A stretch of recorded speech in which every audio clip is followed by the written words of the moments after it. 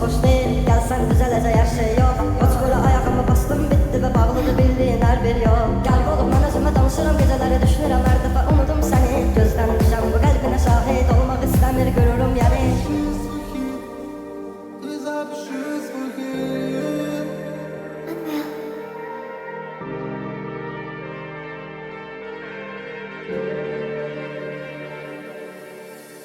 Bağladı yollar sen bana çatma. Ara sıra düşünürüm ayrı valla. Eyni denizde eyni limanlar. Hırar dalgalar özle yatlara. Başa sarmış biri hayatını yeniden. Bu yol bizim değil gayda geriden. Bilirsen hiç kimi koymam yerine. Olmam havaya başka bir adam. Bu yalan ikimizi mahveder Allah. Yetmez sevgiye bir avuç torpak. Ümit mezarlığı kimleri gözler. Birileri sevgini görmeden ölecek. Bu akan gözyaşı denizime döner de kopan tufanlar gözümde bilinir. Gözümde aklar şimdi gün atacak. Biten bu yolları kimdir arayan. Bir taraf kapkara bir yan beyaz. Sanki sağımda toy var solumda yaz. Hala düşünmeden yaz ölümlü ayırar. Geçmiş sözlerle yalan kelamlar. Görünmeden gece ölünmeden. Sanki yaşıyor hayatını ses etmeden. Bunu bilemeden sevgi dilenmeden. Gidilir yine sonu düşünenler. Beni dağılır parklar ayrılı yollar. Gezilen köşelerden gel sorsa. Kollar müebbet bizde gün akçar. Sen sağ tarafta pekçe izin var. Bu izin uykulara getirer kabus. Bu koku yanıları edirdi meyus. Kalan bir resmine sığınan geçme. İsmi unutup senden geçiren. Gel kurtar daha demeyi bilmirem. Çünkü geçip kaç çok vaziyetler. Çıkarabilirim bizi vaziyetler. Alınma sensiz çık geri dön gel. Bilirim inanmak istemirem ben. Buna mecburam ve üstten derrem. Sen kal geri deme geleceğe gelirem. Karanlık bir yer ve sonumu bilmeden.